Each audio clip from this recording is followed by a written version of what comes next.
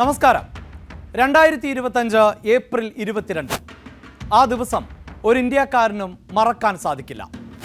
ശാന്തമായിരുന്ന കശ്മീർ താഴ്വരയിലെ പാകിസ്ഥാനിൽ നിന്നും നുഴഞ്ഞു കയറിയ ഭീകരവാദികൾ നിമിഷങ്ങൾക്കകം പ്രദേശവാസിയായ യുവാവിനെ അടക്കം 27 പേരെയാണ് കൊല ചെയ്തത്.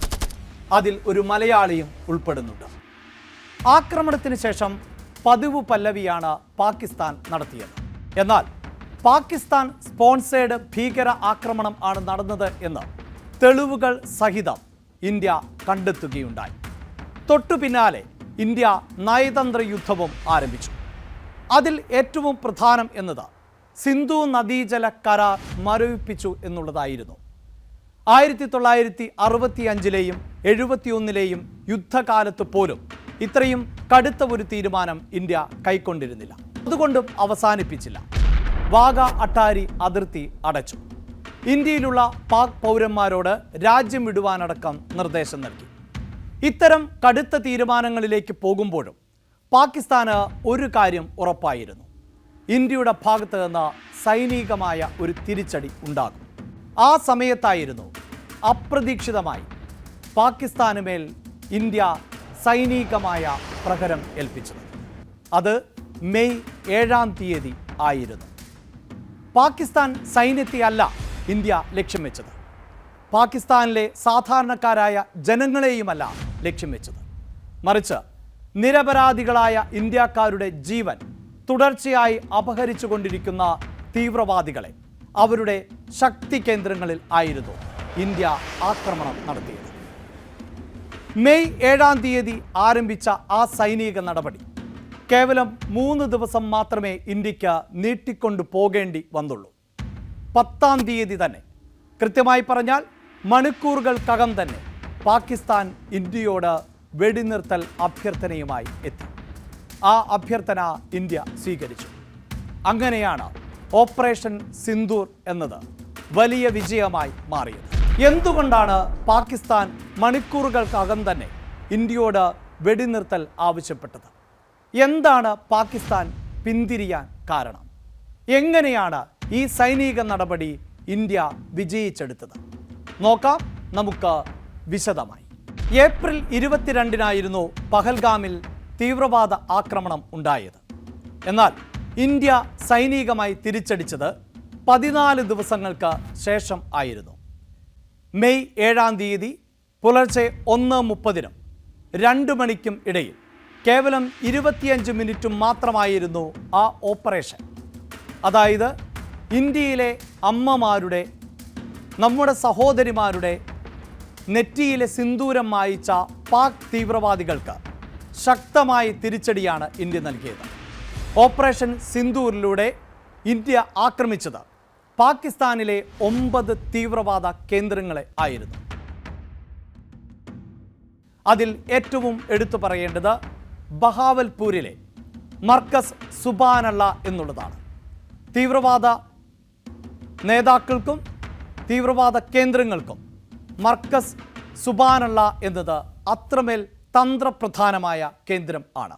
ഇതാ ഈ ദൃശ്യങ്ങളിൽ കാണുന്നത് മർക്കസ് സുബാനല്ലയിൽ ഇന്ത്യ നടത്തിയ ആക്രമണത്തിൻ്റെ സാറ്റലൈറ്റ് ചിത്രങ്ങൾ ആണ്. ഇതിൽ വളരെ വ്യക്തമായി നമുക്ക് കാണാൻ സാധിക്കുന്നു 4 സ്പോട്ടുകൾ ആണ് ഇന്ത്യ ലക്ഷ്യം വെച്ചത്. ഈ 4 സ്പോട്ടുകളിൽ കൃത്യമായി ആക്രമണം നടത്താൻ ഇന്ത്യക്ക് സാധിച്ചു. ആക്രമണത്തിന് മുമ്പും ശേഷവും ഉള്ള ദൃശ്യങ്ങൾ ആണ് ഈ കാണുന്നത്. ഈ ദൃശ്യങ്ങൾ വളരെ കൃത്യമായി വിളിച്ചു പറയുന്നുണ്ട്. നേരത്തെ ഇന്ത്യൻ സൈന്യം വ്യക്തമാക്കിയതുപോലെ ഒരു ക്ലിനിക്കൽ സർജറിയുടെ വ്യക്തതയോടു കൂടിയുള്ള ആക്രമണം, അതായത് തീവ്രവാദ കേന്ദ്രത്തെ മാത്രം ലക്ഷ്യം വെച്ചുള്ള ആക്രമണം. ഇനി ഇതേ ആക്രമണത്തിൻ്റെ ഗ്രൗണ്ട് വിഷ്വൽസ് കൂടി നമുക്ക് ലഭ്യമാണ്. ഈ ദൃശ്യങ്ങൾ കാണുമ്പോൾ പ്രേക്ഷകർക്ക് മനസ്സിലാകുന്നു എത്രത്തോളം ശക്തമായ ആക്രമണം ആണ് ഇന്ത്യ നടത്തിയത് എന്നുള്ളത്. 15 ഏക്കർ വിസ്തൃതമായ ഈ കേന്ദ്രം ജെയ്ഷെ മുഹമ്മദിൻ്റെ തന്ത്രപ്രധാനമായ തീവ്രവാദ കേന്ദ്രം ആണ്. മൗലാന മസൂദ് അസർ എന്ന കൊടും കുറ്റവാളിയുടെ കേന്ദ്രം ആണിത്. മൗലാന മസൂദ് അസറിന് തൻ്റെ കുടുംബത്തിൽപ്പെട്ട 10 പേരെ നഷ്ടമായി എന്ന് സമ്മതിക്കേണ്ടി വന്നു ഈ ആക്രമണത്തിലൂടെ. രണ്ടാമത്തെ പ്രധാനപ്പെട്ട ആക്രമണം നടന്നത് മുറിദ്കയിൽ ആയിരുന്നു. മർക്കസ് തൈബ എന്ന തീവ്രവാദ കേന്ദ്രത്തിന് നേരെ ആയിരുന്നു ആക്രമണം. ദൃശ്യങ്ങൾ ശ്രദ്ധിക്കുക. മുറിദ്കയിലെ സൈനിക സഹായത്തോടുകൂടി പ്രവർത്തിക്കുന്ന തീവ്രവാദ കേന്ദ്രത്തിൻ്റെ നേരത്തെയും ആക്രമണത്തിന് ശേഷവുമുള്ള സാറ്റലൈറ്റ് ദൃശ്യങ്ങൾ ആണിത്. ഇവിടെ 4 സ്പോട്ടുകൾ ആണ് ഇന്ത്യ ലക്ഷ്യം വെച്ചത്. ആ 4 സ്പോട്ടുകളിൽ കൃത്യമായി ആക്രമണം നടത്താൻ ഇന്ത്യക്ക് സാധിക്കുകയും ചെയ്തു. ലാഹോറിൽ നിന്ന് 40 കിലോമീറ്റർ അകലെ 200 ഏക്കറിൽ ആയി വ്യാപിച്ചു കിടക്കുന്ന തീവ്രവാദ കേന്ദ്രം ആണിത്. എടുത്തു പറയേണ്ടത്, മുംബൈ ഭീകരാക്രമണത്തിൽ പങ്കാളിയായിരുന്ന അജ്മൽ കസം പരിശീലനം നേടിയത് ഈ ഭീകരവാദ കേന്ദ്രത്തിൽ നിന്നാണ് എന്നതാണ്. മൂന്നാമത്തെ ലക്ഷ്യം എന്നത് മർക്കസ് അബാദ് ആയിരുന്നു. മർക്കസ് അബാദിൻ്റെ സാറ്റലൈറ്റ് ദൃശ്യങ്ങളിൽ ആക്രമണത്തിന് മുമ്പും ശേഷവും ഉള്ള സാഹചര്യം എന്ത് എന്നത് വ്യക്തമാണ്. മർക്കസ് അബാദിൽ ആണ് തീവ്രവാദികൾക്ക് ചാവേറുകൾ ആകുവാനുള്ള പരിശീലനം നൽകുന്നത്.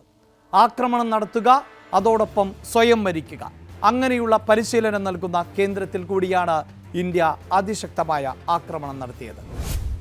സിയാൽകോട്ടിലെ ഏറ്റവും പ്രധാനപ്പെട്ട തീവ്രവാദ കേന്ദ്രങ്ങളിൽ ഒന്നാണ് മഹ്മൂന ജോയ.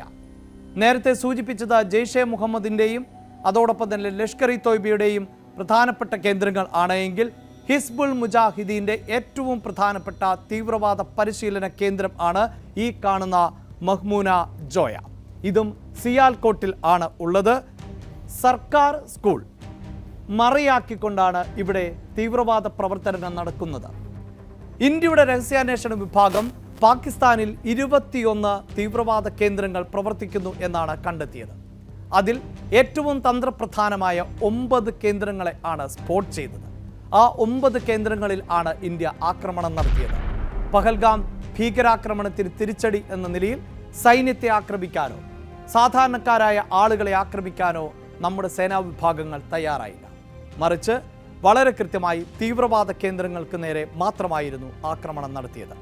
വിദേശകാര്യ സെക്രട്ടറി വിക്രം മിശ്രിയോടൊപ്പം ഇന്ത്യയുടെ അഭിമാനമായി മാറിയ 2 വനിതാ സൈനിക ഉദ്യോഗസ്ഥർ കൂടി ചേർന്നുകൊണ്ടായിരുന്നു വാർത്താ സമ്മേളനത്തിൽ എങ്ങനെയാണ് ഈ ആക്രമണം നടത്തിയത് എന്നത് വ്യക്തമാക്കിയത്. 7-ാം തീയതി രാത്രി ഇന്ത്യ തീവ്രവാദ കേന്ദ്രങ്ങൾക്ക് നേരെ നടത്തിയ ആക്രമണങ്ങൾ ചെറുതായൊന്നുമല്ല പാകിസ്ഥാനെ ചൊടിപ്പിച്ചത്. പാകിസ്ഥാൻ അതിന് നൽകിയ മറുപടി എന്നത് ഇന്ത്യയിലെ സാധാരണക്കാരായ ആളുകൾക്ക് നേരെ ഉള്ള ആക്രമണങ്ങൾ ആയിരുന്നു. പ്രത്യേകിച്ച് ജമ്മു കാശ്മീരിലെ അതിർത്തി ഗ്രാമങ്ങളിൽ പൂഞ്ചിലും രജൌരിയിലും പത്താൻകോട്ടിലും ഉധംപൂരിലുമെല്ലാം പാകിസ്ഥാൻ ആക്രമണം തുടർന്നുകൊണ്ടേയിരുന്നു. 100 കണക്കിന് ഡ്രോണുകൾ ആണ് ഇന്ത്യയിലെ അതിർത്തി ഗ്രാമങ്ങളിലേക്ക് അവർ പായിച്ചുകൊണ്ടേയിരുന്നത്. ഒപ്പം ഷെൽ ആക്രമണവും. ജമ്മു കാശ്മീരിന് മാത്രമല്ല, ഹരിയാനയും രാജസ്ഥാനും അതിർത്തി സംസ്ഥാനമായ പഞ്ചാബുമൊക്കെ അവർ ലക്ഷ്യം വെച്ചു. കാരണം ഇന്ത്യ നടത്തിയ ആക്രമണങ്ങൾ പാകിസ്ഥാന്റെ തന്ത്രപ്രധാന കേന്ദ്രങ്ങൾക്ക് നേരെ ആയിരുന്നു. അതിൽ സൈനിക താവളങ്ങൾ ഉണ്ട്, വ്യോമത്താവളങ്ങൾ ഉണ്ട്. ഒപ്പം സൈനിക വ്യോമത്താവളങ്ങളെ സംയോജിപ്പിക്കുന്ന ഏകോപിപ്പിക്കുന്ന തന്ത്രപ്രധാനമായ കേന്ദ്രങ്ങൾ ഉണ്ട്. 11 കേന്ദ്രങ്ങളെ ആയിരുന്നു ഇന്ത്യ ലക്ഷ്യം വെച്ചത്. ആ 11 കേന്ദ്രങ്ങളിലും കൃത്യമായി പ്രഹരമേൽപ്പിക്കാൻ ഇന്ത്യക്ക് സാധിച്ചു. അതും ഒരു യുദ്ധസന്നാഹത്തോടെ, അത്രമേൽ കരുതലോടെ ഇന്ത്യക്ക് എതിരെ നിന്നിരുന്ന, ആണവായുധം അടക്കം പ്രയോഗിക്കും എന്ന് ഭീഷണിപ്പെടുത്തിയ രാജ്യത്തിനകത്ത് ചെന്നാണ് ഇത്തരത്തിൽ ഒരു ആക്രമണം ഇന്ത്യ നടത്തിയത്. ആ ആക്രമണത്തിൻ്റെ വിശദാംശങ്ങളിലേക്ക് പോകുമ്പോൾ അതിൽ എടുത്തു പറയേണ്ടത് പസ്ഡൂർ വ്യോമത്താവളം എന്നുള്ളതാണ്. ഇതാ ഈ ദൃശ്യങ്ങളിൽ, ഈ സാറ്റലൈറ്റ് ദൃശ്യങ്ങളിൽ കാണാൻ സാധിക്കുന്നു പസ്ഡൂർ വ്യോമത്താവളത്തിൽ എങ്ങനെയാണ് ഇന്ത്യ ആക്രമണം നടത്തിയത് എന്നുള്ളത്. ഇത് പഞ്ചാബിൽ, പാകിസ്ഥാനിലെ പഞ്ചാബിൽ സ്ഥിതി ചെയ്യുന്ന വ്യോമത്താവളം ആണ്. സിയാൽകോട്ടിന് സമീപം ആണ് ഈ വ്യോമത്താവളം. ഈ വ്യോമത്താവളം ആക്രമണത്തിന് മുമ്പ് എങ്ങനെയായിരുന്നു, ആക്രമണത്തിന് ശേഷം എങ്ങനെ എന്നുള്ളതാണ് ഈ സാറ്റലൈറ്റ് ദൃശ്യങ്ങൾ വ്യക്തമാക്കുന്നത്.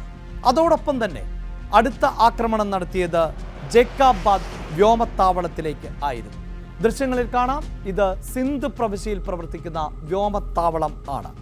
ഈ വ്യോമത്താവളത്തിൻ്റെ റൂഫ് അടക്കം ആക്രമണത്തിൽ തകർന്നു എന്നത് ഈ സാറ്റലൈറ്റ് ദൃശ്യങ്ങളിൽ വളരെ വ്യക്തമാണ്. എടുത്തു പറയേണ്ടത്, അമേരിക്ക അഫ്ഗാൻ ദൗത്യത്തിനു വേണ്ടി ഉപയോഗപ്പെടുത്തിയ വ്യോമത്താവളം കൂടിയാണ് എന്നുള്ളതാണ്. മൂന്നാമതായി ഇന്ത്യ ആക്രമണം നടത്തിയത് റഹീം യാർ ഖാൻ എയർബേസിൽ ആയിരുന്നു. പാകിസ്ഥാനെ ഭയപ്പെടുത്തിയ ആക്രമണം നടന്നത് നൂർ ഖാൻ എയർ സ്പേസിൽ ആയിരുന്നു, നൂർ ഖാൻ ക്യാമ്പിൽ ആയിരുന്നു എന്നുള്ളതാണ്. നൂർ ഖാൻ വ്യോമത്താവളത്തിൽ സൈനിക ക്യാമ്പിൽ എത്രത്തോളം വലിയ നാശനഷ്ടങ്ങൾ ആയിരുന്നു വരുത്തിവെച്ചത്. ഇവിടെ നിന്ന് ഏതാനും കിലോമീറ്ററുകൾ മാത്രമാണ് പാകിസ്ഥാന്റെ ന്യൂക്ലിയർ കേന്ദ്രങ്ങളിലേക്കുള്ള ദൂരം എന്നുള്ളതാണ്. അപ്പോൾ വേണ്ടി വന്നാൽ ഇന്ത്യ ആണവ നിലയങ്ങൾ അടക്കം തകർക്കും. അതിന് ഇന്ത്യക്ക് ഒരു മടിയുമില്ല, ഇന്ത്യക്കൊരു ബുദ്ധിമുട്ടുമില്ല. ഇന്ത്യക്ക് നേരെ ആണവായുധം പ്രയോഗിക്കും എന്ന് പറഞ്ഞ പാകിസ്ഥാനെ അവിടെ എത്തി ആണവ കേന്ദ്രങ്ങൾ തകർക്കാൻ ശേഷിയുണ്ട് എന്ന് വ്യക്തമാക്കിയ ആക്രമണം ആയിരുന്നു ഇത്. ഇതോടൊപ്പം തന്നെ ചേർത്ത് വെക്കേണ്ടി വരുന്നത് ഖിരാന മലനിരകൾ എന്നത് ആണവ സമ്പുഷ്ട കേന്ദ്രം ആണ്. ഖിരാന മലനിരകൾ, ഖിരാന മലനിരകളിലേക്ക് അടക്കം ഇന്ത്യയുടെ സൈന്യം ആക്രമണം നടത്തുമ്പോൾ അത് പാകിസ്ഥാന് വലിയ വെല്ലുവിളിയായി മാറി. എത്രത്തോളം കൃത്യതയോടെ വ്യക്തതയോടെയാണ് നമ്മൾ ആ ആക്രമണം നടത്തിയത് എന്ന് പാകിസ്ഥാൻ തിരിച്ചറിഞ്ഞു. പ്രധാനപ്പെട്ട 11 കേന്ദ്രങ്ങളിൽ നമ്മൾ നടത്തിയ ആക്രമണത്തെ സംബന്ധിച്ചും വളരെ കൃത്യമായ സ്ഥിരീകരണം സൈനിക വക്താക്കളിൽ നിന്ന് തന്നെയാണ് ഉണ്ടായത്. പഹൽഗാം ഭീകരാക്രമണത്തിന് ശേഷം പാകിസ്ഥാൻ നുണകളുടെ ചീട്ടുകൊട്ടാരം ആണ് പടുത്തുയർത്തിയത്. എല്ലാ നുണപ്രചാരണങ്ങളും നുണ ബോംബുകളും നിർവീര്യമാക്കാൻ ഇന്ത്യക്ക് സാധിച്ചു.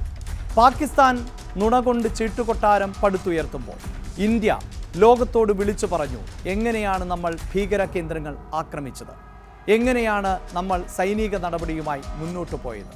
അത് ദൃശ്യങ്ങളുടെ, സാറ്റലൈറ്റ് ദൃശ്യങ്ങളുടെ, ഗ്രൗണ്ട് വിഷ്വലുകളുടെ അടിസ്ഥാനത്തിൽ ആയിരുന്നു.